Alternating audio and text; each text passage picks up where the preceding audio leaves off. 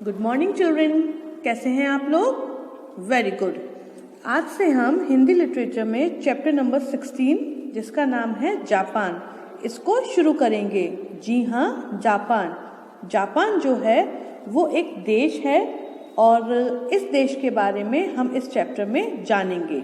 ठीक है, तो चलिए पहले हम इंट्रोडक्शन के थ्रू ये देख लेते हैं कि इस चैप्टर में हमें क्या क्या पढ़ने को और समझने को मिलेगा। जिस देश के लोग मेहनती और ईमानदार होते हैं वह देश आत्मनिर्भर बनता है और निरंतर उन्नति करता जाता है।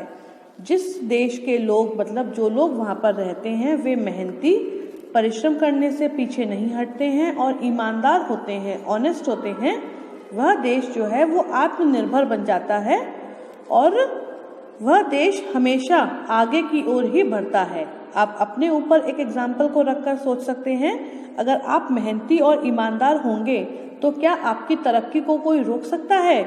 नहीं रोक सकता। उसी प्रकार एक देश में जितने भी लोग हैं सब लोग अगर मेहनत और ईमानदारी के साथ काम करेंगे तो जब वे सभी तरक्की करेंगे, वे सभी लोग तरक्की करेंगे तो क्या देश अपने आप तरक्की नहीं करेगा, उन्नति नहीं करेगा? करेगा ना। जापान भी एक ऐसा ही देश है। तो जो जापान देश है वो भी ऐसा ही देश है जहाँ के सारे लोग बहुत ही मेहनती और बहुत ही ईमानदार हैं, जिस कारणवश जापान उन्नति की ओर बढ़ रहा है, उन्नत देशों में आता है।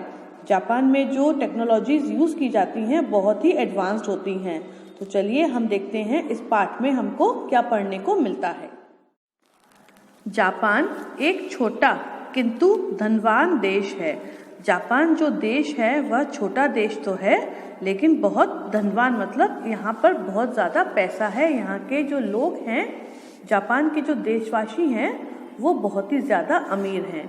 यहाँ के लोग बहुत मेहनती होते हैं।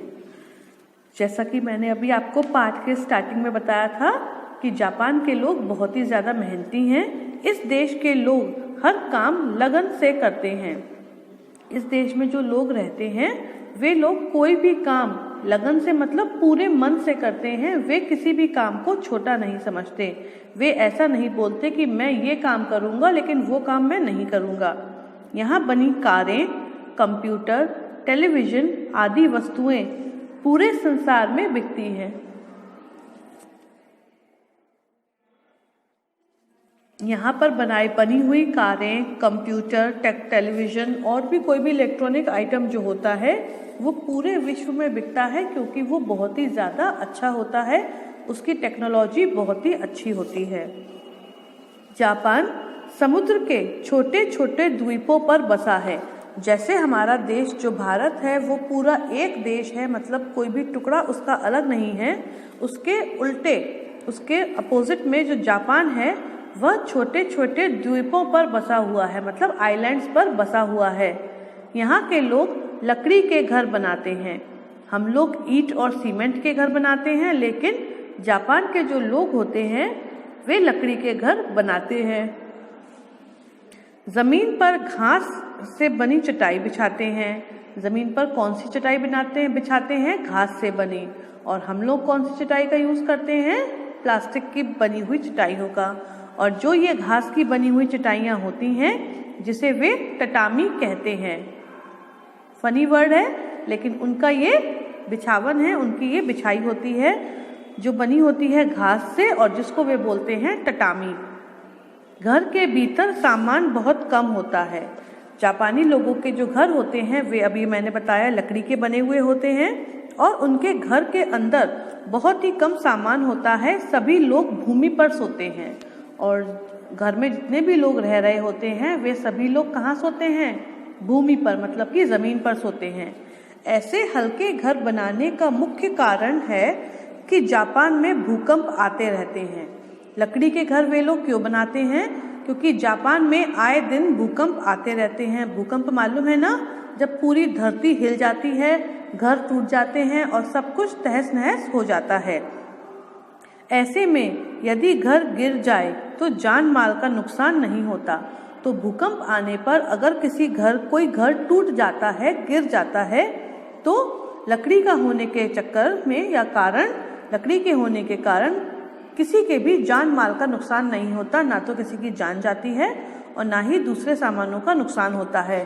अगर अपने यहाँ पर भूकंप आया, भारत में भूकंप आया और अपने घर तो बने हैं ईंट और सीमेंट के, एक ईंट ही कितनी भारी होती है और पूरी दीवार अगर टूटकर गिरेगी तो सोचिए लोगों की जान तो जाएगी ही, साथ में सामानों का भी नुकसान होगा। यहाँ के लोग फूलों को पसंद करते हैं। जापान के लोग फूलों को बहुत ज़्यादा पसंद करते हैं। वे घर के आसपास फूलों के पौधे अवश्य उगाते हैं। तो जापानी लोगों के जो घर होते हैं वे लोग अपने घरों के आसपास फूलों के पौधे अवश्य उगाते हैं। हर जापानी घर के आसपास आपको फुलवारी देखने को मिल जाएगी। इसीलिए जापान फूलों का देश कहलाता है। इसीलिए जापान का दूसरा नाम क्या है? फूलों का देश।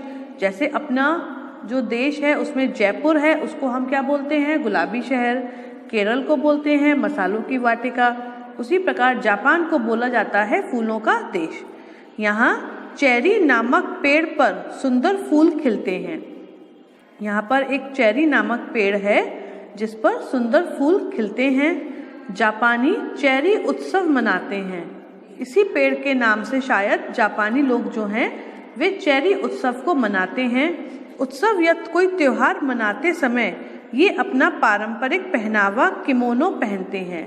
जब ये लोग कोई भी त्योहार या कोई भी उत्सव मनाते हैं तो उनका एक पारंपरिक पहनावा है, ट्रेडिशनल कॉस्ट्यूम है जिसको कहा जाता है किमोनो, उसको पहनते हैं। जैसे भारत का ट्रेडिशनल अगर हम माने तो वो साड़ी होता है और जापानीज का होता है किमोनो।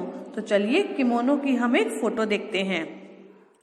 ये देखिए, ये हैं चेरी के फूल जो जापान में बहुत ही ज़्यादा होते हैं और आपको देखने में कितने सुंदर लग रहे हैं, है ना।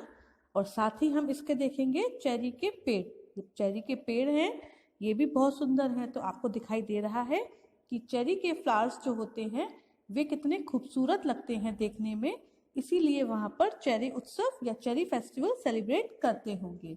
ओके, अब हम देखते हैं किमोनो, जो कि जापान का पारंपरिक पहनावा है। ये देखने में कितना खूबसूरत लग रहा है। इसको पहनने के बाद जो भी लेडी इसको पहने हुए होती है बहुत ही सोफिस्टिकेटेड तरीके से चलती है। इसको पहनकर आप भाग नहीं सकते। ये सुंदर दिख रहा है ना। तो देखा आपने किमोनो कितना सुंदर होता है पहनने के बाद। इनके प्रिय खेल बेसबॉल तथा सूमो हैं। इनके प्रिय खेल क्या हैं? इनके प्रिय खेल हैं बेसबॉल और सूमो।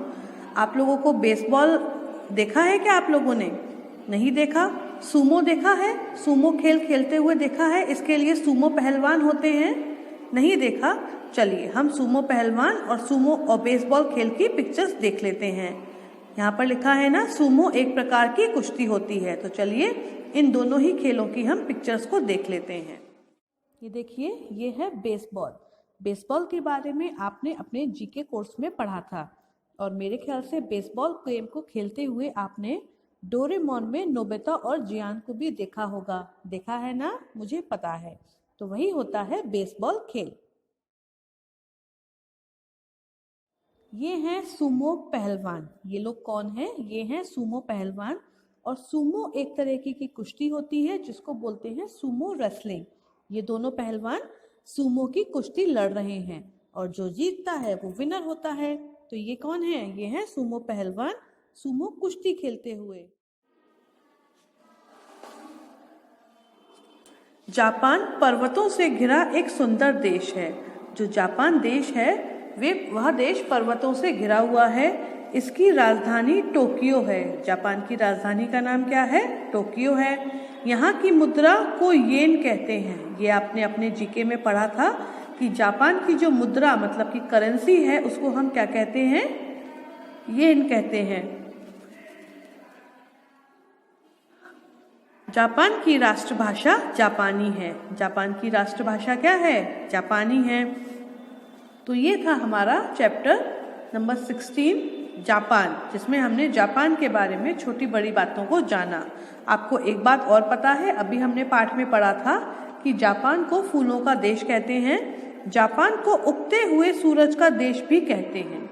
क्या कहते हैं? जापान को उगते हुए सूरज का देश भी कहते हैं। क्यों कहते हैं? चलिए हम जान लेते हैं।